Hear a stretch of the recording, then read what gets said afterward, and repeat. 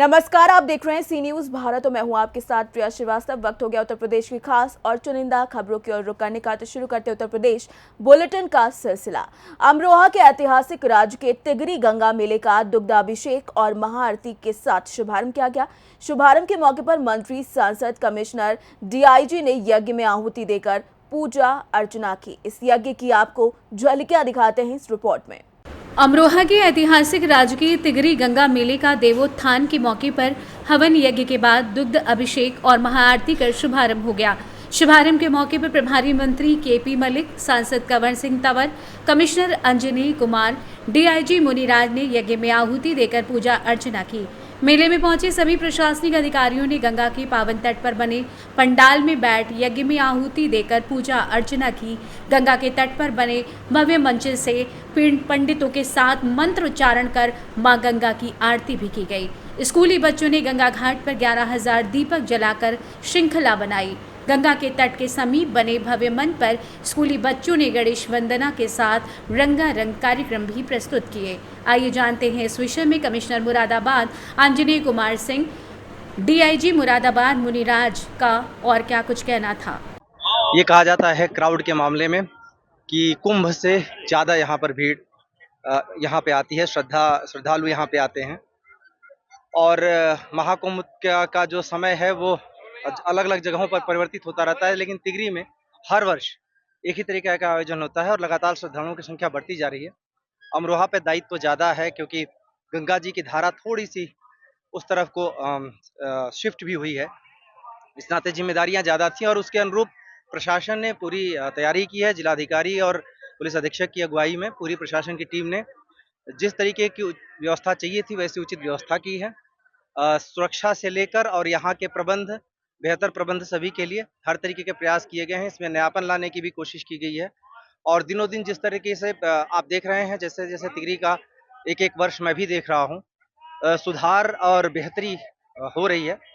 हमें पूरी उम्मीद है कि आगे आने वाले समय में इसको एक नई दिशा, पर्यटन को भी नई दिशा मिलेगी इससे और अमरोहा को भी नई दिशा मिलेगी। और जो गंगा स्नान का जो लोगों के लिए महत्व है वो निश्चित रूप से लगातार एक साथ है।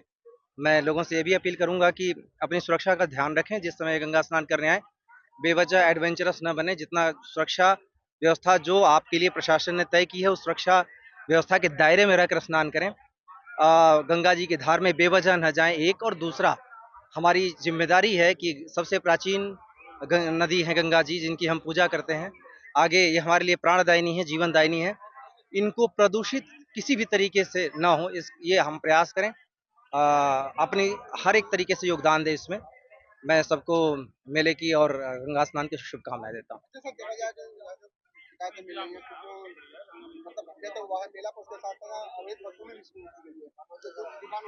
जब कोई ऐसा आयोजन होता है, सब जब साल भर में एक बार, और ऐसा आयोजन जहाँ पे कुछ भी ना हो और आपको शून्य से चीजें खड़ी करनी पड़े, तो शिकायतें आती हैं। प्रशासन हर एक शिकायत पे काम कर रहा है।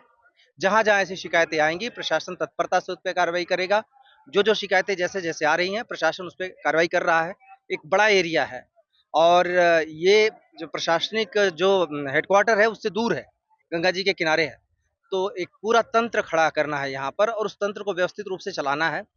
जाहिर सी बात है, जब दूर दूर से लोग आ रहे हैं, किसी न किसी कोने में कोई न कोई शिकायत आती रहेगी, उसको हम लगातार दूर करते रहेंगे। इतना इंश्योर जरूर करेंगे।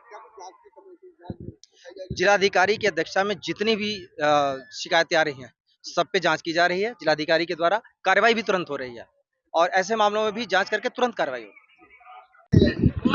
पूरी पुलिस इंतजाम के लिए पूरे एरिया का हम लोगों ने 25 सेक्टर बनी है और 5 जोन बना है और पूरी मेला इलाका में मोर देन 50 सीसीटीवी कैमरा का माध्यम से निगरानी कर रहा है। कंट्रोल रूम से लाइव फीड ले रहा है हम लोग लगातार। इसके अलावा ड्रोन कैमरा का माध्यम से निगरानी करवा रहा है और इसके साथ कई पूरी मंडल से और जोन से फोर्स लगी है, पर्याप्त सिविल पुलिस और पीएसी और एसडीआरएफ और जल पुलिस सब ड्यूटियां डिप्लॉय किया है। हम लोग लगातार 24/7 हमारा वरिष्ठ अधिकारी लोग यहाँ पे कैंपिंग करवा रहे हैं और साथ साथ पूरी निगरानी हम लोग का पूरी कैमरा का माध्यम से, त्रिनेत्र के माध्यम से लगातार सभी एक एक व्यक्ति का हम निगरानी करवा रहे हैं और पर्याप्त पुलिस का इंतजाम किया है पूरी मेला सब कुछ सम्मान करने में। तक कैसे संपर्क किया जाए? कुछ हमारा तो इसलिए पुलिस को तो हमेशा कंट्रोल रूम का वायरलेस फ्रीक्वेंसी सेट रहता है, हम फोन से ज़्यादा डिपेंड नहीं रहते, वायरलेस से डिपेंड रहता है, इसलिए सेक्टर के माध्यम से हर जगह हमारा कंट्रोल रूम एस्टैब्लिश्ड है, हमारा वायरलेस सेट है, हैंड एंड वायरलेस सेट है, उसके माध्यम से सबको कम्युनिकेट हो जाता है। Thank you. अमरोहा से सी न्यूज़ संवाददाता गौरव श्रीमाली की रिपोर्ट। इसी के साथ बात होगी अगली खबर पर। भदोही के गोपीगंज क्षेत्र के लालानगर हाईवे पर स्थित टोल प्लाजा को बंद कराने के लिए सांसद औराई विधायक, ज्ञानपुर विधायक और भाजपा के जिलाध्यक्ष ने सड़क परिवहन राजमार्ग मंत्री को पत्र लिखकर मांग की है। पूरा मामला क्या है, इस रिपोर्ट में आइए आपको दिखाते हैं। भदोही में गोपीगंज क्षेत्र के लालनगर हाईवे पर स्थित टोल प्लाजा को बंद करने के लिए भदोही जनपद के सांसद, औराई विधायक, ज्ञानपुर विधायक और भाजपा के जिलाध्यक्ष ने सड़क परिवहन राजमार्ग मंत्री को पत्र लिखकर मांग की है। सांसद, विधायक और जिलाध्यक्ष ने अपने पत्र में लिखा है कि लालनगर टोल प्लाजा मानक के अनुरूप नहीं है। पत्र में लिखा कि लालनगर टोल प्लाजा से वाराणसी के डाफी में स्थित टोल प्लाजा 55 किलोमीटर और प्रयागराज के हंडिया में स्थित टोल प्लाजा 36 किलोमीटर दूर है, इसीलिए इस टोल प्लाजा को हटाया जाना चाहिए। साथ में यह भी कहा कि टोल प्लाजा पर तैनात कुछ कर्मी शराबी और आपराधिक प्रवृत्ति के हैं, जिनको पुलिस वेरिफिकेशन के बाद ही रखा जाए। पत्र में यह भी बताया गया है कि टोल कर्मी लोगों से आए दिन बदतमीजी भी करते हैं। औराई विधायक दीनानाथ भास्कर और ज्ञानपुर विधायक विपुल दुबे ने पत्र में लिखा कि टोल कर्मी उनके साथ भी दुर्व्यवहार करते हैं, जबकि गाड़ियों पर उत्तर प्रदेश विधानसभा का पास भी लगा है। साथ में टोल कर्मी देर से पहुंचते हैं। इस तरह एम्बुलेंस समेत अन्य वाहन चालकों के हाथ व्यवहार किया जाता है। दिन भर कई बार अपने काम से आने जाने वाले आसपास के लोगों को कोई भी छूट नहीं दी जाती है, जबकि स्थानीय लोग बाजार के लिए, बच्चों को स्कूल, खेती, व्यापार और अन्य कामों के लिए आना जाना होता है और हर बार आने जाने पर टोल प्लाजा की तरफ से 260 रुपए का टोल टैक्स के रूप में लिया जाता है, जिसकी शिकायत स्थानीय लोग आए दिन करते हैं। इसीलिए लालनगर टोल प्लाजा को समाप्त करना जरूरी है। लालनगर टोल प्लाजा को हटाए जाने के लिए भदोही सांसद, औराई व ज्ञानपुर विधायक और भाजपा जिला अध्यक्ष का वायरल पत्र खूब चर्चा में है। इस मामले में लालनगर टोल प्लाजा के मैनेजर राकेश रंजन से बात की गई तो उन्होंने कहा कि जनपद के जनप्रतिनिधियों को किसी भी बात की शिकायत करने का पूरा हक है। जो भी हम सबको ऊपर से निर्देश मिलेगा उसका पूरा पालन किया जाएगा। किसी कर्मचारी के खिलाफ किसी के साथ मनमानी या दुर्व्यवहार करने की यदि शिकायत मिलेगी तो जांच के बाद कार्रवाई की जाएगी। भदोही से सी न्यूज़ संवाददाता प्रदीप की रिपोर्ट। इसी के साथ वक्त हो गया है बुलेटिन की अगली खबर की ओर रुख करने का। फारुखाबाद में ग्रामीण आजीविका मिशन के तहत कार्यक्रम का ऑफिसर क्लब फतेहगढ़ में आयोजन किया गया। इस दौरान स्वयं सहायता समूह की महिलाओं को आत्मनिर्भर बनाने के उद्देश्य से रिवॉल्विंग फंड के लिए 7 करोड़ रुपए का बजट स्वीकृत किया गया। देखिए ये रिपोर्ट। फर्रुखाबाद में प्रदेश राज्य ग्रामीण आजीविका मिशन के तहत कार्यक्रम का ऑफिसर क्लब फतेहगढ़ में आयोजन हुआ। इस दौरान स्वयं सहायता समूह की महिलाओं को आत्मनिर्भर बनाने के उद्देश्य से समूह की महिलाओं के रिवॉल्विंग फंड के लिए 7 करोड़ रुपए का बजट स्वीकृत किया गया। स्वीकृत बजट के इस बाद समूह को अपनी आय बढ़ाने के लिए स्वीकृत बजट की चेक वितरित की गई। मुख्य विकास अधिकारी अरविंद कुमार मिश्रा ने बताया कि राष्ट्रीय ग्रामीण महिला समूह की महिलाओं को ये धनराशि वितरित की गई है। उन्होंने कहा कि प्रदेश सरकार का उद्देश्य है कि महिलाएं अधिक से अधिक आत्मनिर्भर हों, इसलिए जिले के प्रत्येक विकासखंड में समूह संचालित किए गए हैं और उन्हें रिवॉल्विंग फंड के जरिए पैसा दिया जाता है, जिससे वह अपने रोजगार को और आगे बढ़ा सके। इस दौरान कार्यक्रम में भोजपुर विधायक नागेंद्र सिंह राठौर, अमृतपुर विधायक सुशील शाक्य, मुख्य विकास अधिकारी अरविंद कुमार मिश्रा, जिलाध्यक्ष रूपेश गुप्ता, खंड विकास अधिकारी कमालगंज त्रिलोकी चंद शर्मा मौजूद रहे। सर, आज ऑफिसर क्लब में सहायता समूह मिशन वाला कार्यक्रम हुआ था, तो उसमें सर क्या क्या आज जो SHG हैं, जो सब स्वयं सहायता समूह होते हैं, उनके गठन के बाद उनको सर्वप्रथम स्टार्टअप के रूप में 25 रुपये दिए जाते हैं ताकि वो अपनी एक्सेसरीज खरीदते हैं। उसके बाद उनको रिवॉल्विंग फंड के रूप में मिलता है और 30,000 रुपये मिलता है।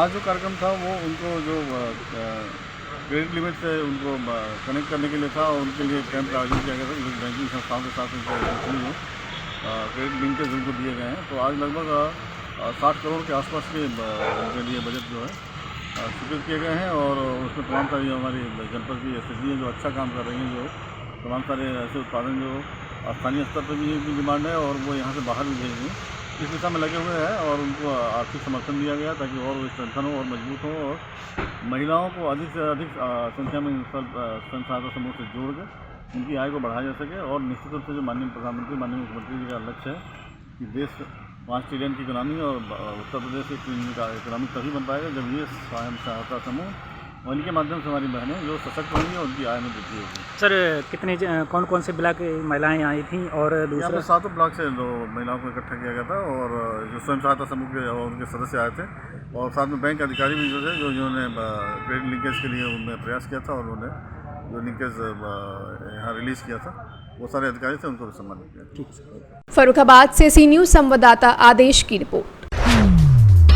इसी के साथ आगे बढ़ेंगे और मैनपुरी की खबर की ओर डालेंगे नजर। मैनपुरी में अन्नदाता किसान खाद के लिए भटक रहे हैं। खाद के माफिया हजारों की बोरी खाद को डंप करते हुए नजर आ रहे हैं।